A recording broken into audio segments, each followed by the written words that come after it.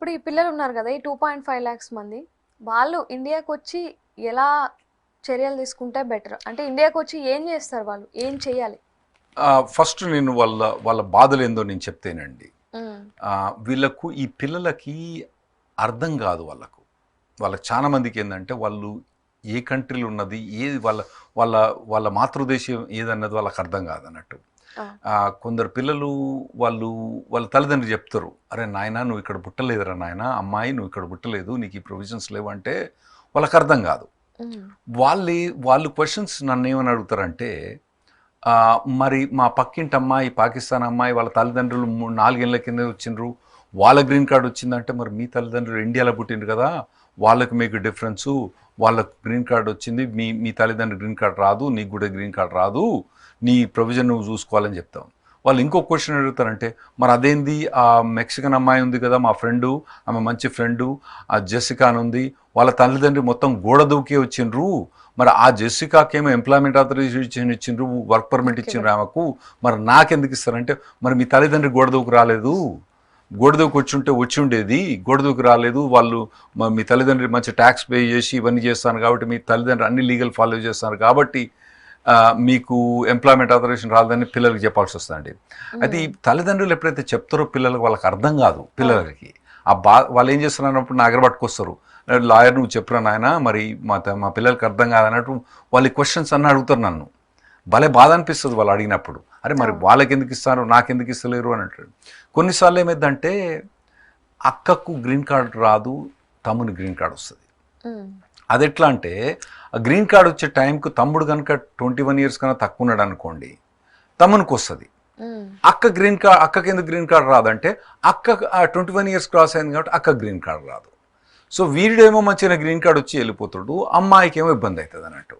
So హ్మ్. ఇవన్నీ చాలా ఇబ్బందులు ఉన్నాయి. ఈ 250,000 మెంబర్స్కు చాలా ఇబ్బందులు ఉన్నాయి. మీరు చెప్పింది కరెక్టే, వీళ్ళు ఇక్కడికి వచ్చి ఎట్లా వర్కౌట్ అన్నది చాలా కష్టమే వాళ్ళకు. ఎందుకంటే అక్కడి నుంచి ఇక్కడికి అడ్జస్ట్ కావాలంటే అక్కడ వాళ్ళు ఎక్కడైనా యూఎస్లో నార్మల్గా మేము ఏం చేస్తామంటే, మా పిల్లలు కూడా ఈవెన్ నేను మా ఆవిడ డాక్టరు, అక్కడ మంచి పని చేసినా కూడా ఫిజికల్ థెరపిస్ట్ డాక్టరు, అన్ని పని చేసినా కూడా మా పిల్లల్ని రెస్టారెంట్లో పని చేపిస్తాం అక్కడ, గ్యారంటీ హ్మ్. అట్లా, అది ప్రొవిజన్, అక్కడ కల్చర్ అట్లుంటుంది. ఇక్కడ వాళ్ళు వచ్చి ఎక్కడో రెస్టారెంట్లో పని చేసుకొని మరి ఆ లైఫ్ స్టాండర్డ్ మెయింటైన్ చేయగలుగుతారా, అక్కడ యూఎస్ లైఫ్ స్టాండర్డ్ ఏదైతే వాళ్ళు బతికినరో ఆ లైఫ్ స్టాండర్డ్ మెయింటైన్ చేస్తారా అంటే కష్టం. కష్టం. ఎందుకంటే రెస్టారెంట్లో కానీ ఇటువంటి జాబ్స్లో మరి అందరూ ఐటీ ప్రొఫెషనల్స్లో ఉంటారు, మరి అందరూ ఐటీ ప్రొఫెషనల్ ఉంటారు కదా, హ్మ్. మీరు నేను ఐటీ ప్రొఫెషనల్ కాదు కదా. మనం తీసుకొచ్చి తల్లిదండ్రులు తీసుకొచ్చారు ఇంజనీరింగ్ చదువురా అంటే మనం చదవలేక నేను లాయర్ అయినా మీరు జర్నలిస్ట్ అయినారు కదా. సో అటువంటి వాళ్ళు కూడా చాలా మంది ఉంటారు. వాళ్ళందరికీ ఎట్లా జాబ్స్ అంత ఈజీ కాదు కదా ఇక్కడ రావడం, ఇక్కడ అడ్జస్ట్ కావడం. సో అవును. కల్చరల్ అడ్జస్ట్మెంట్ ఈ పిల్లలకు చాలా చాలా చాలా కష్టం అండి. ఈ ఎట్లా అన్నది అది సైకాలజిస్టులు తర్వాత అందరు వచ్చి వాళ్ళకు స్టడీ చేసి ఏమైనా ప్రొవిజన్ చెప్పాలి, కానీ నేను లాయర్గా మాత్రం ఏం సొల్యూషన్ చెప్పలేను. అండ్ వాళ్ళు ఇక్కడికి వాళ్ళకి వచ్చి లాంగ్వేజ్, కల్చరు మొత్తం ప్రాబ్లమ్ అవుతది అవునండి, కదా వాళ్ళకు బాగా. తెలుగు కూడా సరిగా రాదు. హ్మ్. తర్వాత నేనేం చెప్తా అంటే వీళ్ళకు, ఈ పిల్లలకు కూడా మీరు తల్లిదండ్రులు ఎవరైతే మీరు చూస్తున్నారో, మీరు ఈహా టీవీ నుంచి మేము క్యారియర్ గైడ్ ఎప్పుడు దాదాపుగా వారంగా ఒకటి చేస్తుంటామండి. చేస్తాం. మీ పిల్లలకు ఈహా టీవీ ఈ క్యారియర్ గైడ్ అన్నది తప్పకుండా చూపెట్టండి. మేము చేసే ప్రతి ప్రొవిజన్స్, ఎందుకంటే వాళ్ళకు మేము అడ్రస్ చేస్తాను ఇవన్నీ ఇష్యూస్ మొదటి నుంచి కూడా. గ్రీన్ కార్డ్ రాదు మీకు, మీరు వెనుకకు రావాల్సి వస్తుంది, మీ పిల్లలు వెనుకకు రావాల్సి వస్తుంది అన్నది వాళ్ళకు మొదటి నుంచి కూడా మైండ్లో పెడితే అది ఈజీ అయిపోద్ది. ఇప్పుడు హ్మ్. మిడిల్ ఈస్ట్లో కూడా చాలా మంది ఎన్ఆర్ఐస్ ఉన్నారండి, పిల్లలు అక్కడనే పుడతారు, అక్కడనే పుట్టినా కానీ వాళ్ళ గ్రీన్ కార్డ్ రాదు, వాళ్ళ గ్రీన్ కార్డ్ అన్నది లేదు, సిటిజన్షిప్ అన్నది లేదు. కాకపోతే వాళ్ళు మొదటి నుంచి మిడిల్ ఈస్ట్ నుంచి పిల్లలు కానీ తల్లిదండ్రులు కానీ మెంటల్గా ఏం ప్రిపేర్ అయి ఉంటారు, ఇక్కడికి వచ్చేయాలనే మెంటల్గా ప్రిపేర్ అయి ఉంటారు. హ్మ్.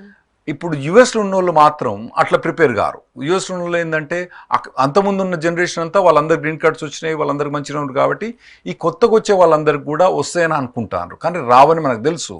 మన పిల్లలకు కూడా తెలవాలి. దాని పిల్లలు కూడా తెలవాలంటే ఈహా టీవీలోకి మేము క్యారియర్ గైడ్ దాదాపుగా వారానికి ఒకసారి మేము వచ్చి చేస్తాం కాబట్టి బుక్ చేయండి. ఇంకోటి ఏంటంటే తెలుగు కూడా అర్థమైంది వాళ్ళకు. ఎందుకంటే మన ఈ 2,50,000 మందిలో దాదాపుగా 1,50,000 మంది మన తెలుగు పిల్లలే. వాళ్ళు ఇక్కడికి వచ్చి తెలుగులో అడ్జస్ట్ కావాలంటే అది కూడా ఈహా టీవీలో మేము తెలుగులో మాట్లాడతాం కాబట్టి it's a very good provision. వాళ్ళకి అలవాటు చేయండి, తెలుగు అలవాటు అయింది, ఇమిగ్రేషన్ అలవాటు అయింది, రెండు కలిసి వస్తాయి. అక్కడ చూసిన అనుకోండి, అక్కడ మా Reddy Neumann brown YouTube channel ఉంది, మీరు దాన్ని కూడా వాచ్ చేయొచ్చు. కానీ ఈఆర్ టీవీకి వస్తాయి, ఇక్కడ తెలుగు ఇమిగ్రేషన్ రెండు వస్తాయి. సార్ మరి ఇప్పుడు ఈ పిల్లలందరూ అమెరికాలోనే ఉండిపోతే వాళ్ళకి ఎలాంటి ప్రాబ్లమ్స్ వస్తాయి? వీళ్ళు యుఎస్ సిటిజన్స్ కాదు కాబట్టి వీళ్ళకు ఫస్ట్ ఏం చేయాలంటే వాళ్ళు స్టూడెంట్ వీసా తీసుకోవాల్సి వస్తుంది, F1 స్టూడెంట్ వీసా తీసుకోవాల్సి వస్తుంది.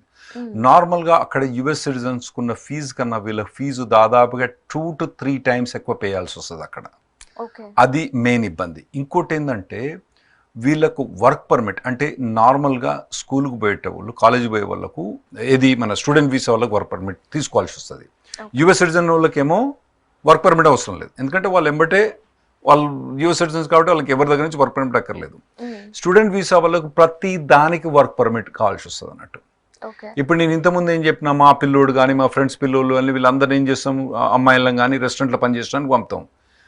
వీళ్ళని పంపడానికి వీల్లేదు.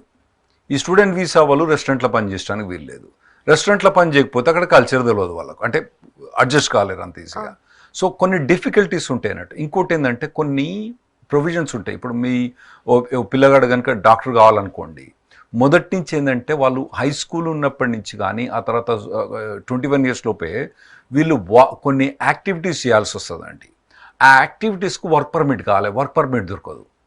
సో వాళ్ళ ఎడ్యుకేషనల్ క్వాలిఫికేషన్ వాళ్ళ ఎంప్లాయ్మెంట్ ఆపర్చునిటీస్ తగ్గిపోతాయి, ఎందుకంటే వాళ్ళు యుఎస్ సిటిజన్స్ కాదు కాబట్టి. F1 స్టూడెంట్ వీసా మీద స్పెషల్లీ వాళ్ళు చేసేది బ్యాచిలర్స్ డిగ్రీ కాబట్టి వాళ్ళ ఎంప్లాయ్మెంట్ ఆపర్చునిటీ తగ్గిపోద్ది. ఇంకోటి ఏంటంటే వీళ్ళు మొదటి నుంచి చిన్నప్పటి నుంచి 4-5 సంవత్సరాల నుంచి వాళ్ళు అక్కడనే ఉన్నారు కాబట్టి వాళ్ళకు ఆ థింకింగ్ ప్రాసెస్ ఉండదు అన్నట్టు. ఏది ఇట్లా ఇమిగ్రేషన్ పోవాలి, ఇమిగ్రేషన్ నుంచి ఒక అప్లై చేసుకోవాలి, ప్రతి వర్క్ మనం అప్లై చేసుకోవాలి, ప్రతి ఒక అడ్రస్ నుంచి ఇంకో అడ్రస్ పోతే ఆ అడ్రస్ ఇన్ఫర్మేషన్ కూడా గవర్నమెంట్కి ఇవ్వాలి, ఒక జాబ్ నుంచి ఇంకో జాబ్ పోతే పర్మిషన్ తీసుకోవాలి, ఒక ప్రొఫెషన్ నుంచి ఇంకో ప్రొఫెషన్ పోతే మళ్ళీ ఇంకో పర్మిషన్ తీసుకోవాలి. ఇవన్నీ పర్మిషన్స్కు కొన్నిటికి లాటరీ ఉంటుంది, కొన్నిటికి వర్క్ పర్మిట్ ఉంటుంది. ఆ వర్క్ పర్మిట్ కొన్నేమో స్టెమ్ డిగ్రీస్కేమో 3 year వర్క్ పర్మిట్ ఉంటుంది, నాన్ స్టెమ్ డిగ్రీస్కు 1 year వర్క్ పర్మిట్ ఉంటుంది. ఇవన్నీ ఇన్ఫర్మేషన్ వాళ్ళకు తెలియదు, నాలెడ్జ్. ఇంకోటి ఏంటంటే తల్లిదండ్రులు చెప్పినా కానీ వాళ్ళకు బుర్రలకు ఎక్కదు, ఎందుకంటే పక్కన ఫ్రెండ్స్ అంతా యుఎస్ సిటిజన్స్ ఉంటారు కదా, వాళ్ళకు అవసరం లేదు. ఇంకోటి కొందరు ఫ్రెండ్స్ ఇల్లీగల్ ఉన్ననుకోండి, వాళ్ళకు కూడా ఎంప్లాయ్మెంట్ ఆథరైజేషన్ ఉంది, మన ఒక్క పిల్లలకే లేదు కాబట్టి వీళ్ళకి కొద్దిగా బుర్రకెక్కడం చాలా కష్టమైంది. అది మెయిన్ ఇంపార్టెంట్ ఏంటంటే ఆ ఒక సైకలాజికల్ ఫీలింగ్, వాళ్ళు ఏదైతే డిస్క్రిమినేట్ చేయబడ్డారో వాళ్ళు ఆ ఫీలింగ్ తోటి ఫ్యూచర్ ఎంప్లాయ్మెంట్ ఆపర్చునిటీస్ దెబ్బతింటాయి వాళ్ళకి.